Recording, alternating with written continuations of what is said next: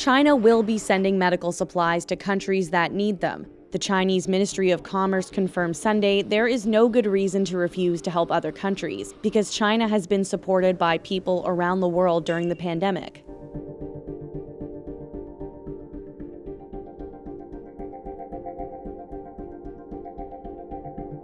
Mainland China reported 30 new COVID-19 cases on Saturday. That's up from 19 a day earlier.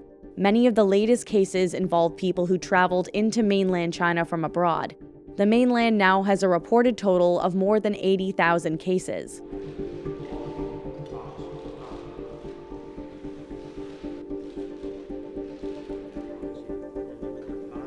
The actual death toll from the outbreak in the Bergamo province of Italy alone could be more than double the official tally of 2,060, which tracks only hospital deaths.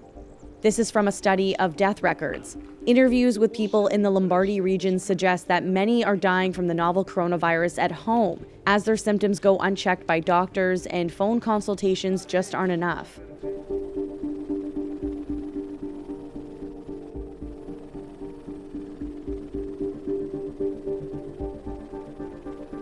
A state in Australia launched a criminal investigation on Sunday about just how thousands of passengers were allowed to get off a cruise ship in March, even though many of them had flu-like symptoms. Nearly a third of the deaths in the entire country have been attributed to Carnival's ship Ruby Princess. There is clear evidence that Corona-19 has been brought off that ship. There's clear evidence now that when it stopped in New Zealand, that Corona-19 has come off that ship.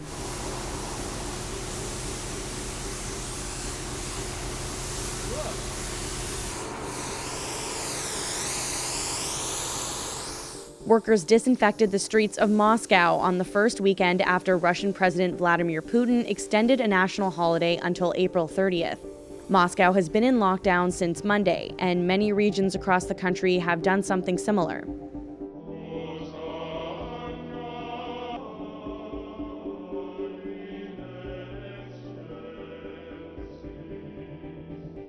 The kickoff to Holy Week ahead of Easter looked a little different than it usually does.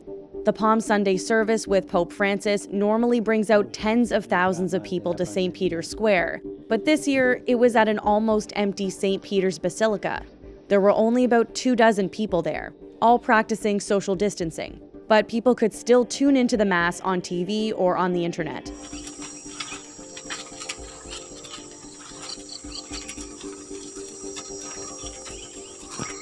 A herd of elephants were taking a stroll this weekend as people stayed off the roads and kept indoors during India's lockdown. A couple of wild elephants even fell into a pond on Sunday, but forest officials came to rescue them by digging with an excavator and helping them come back onto land. Thanks for watching Global News. If you want to stay up to date on the latest breaking national and international news, be sure to subscribe to our channel.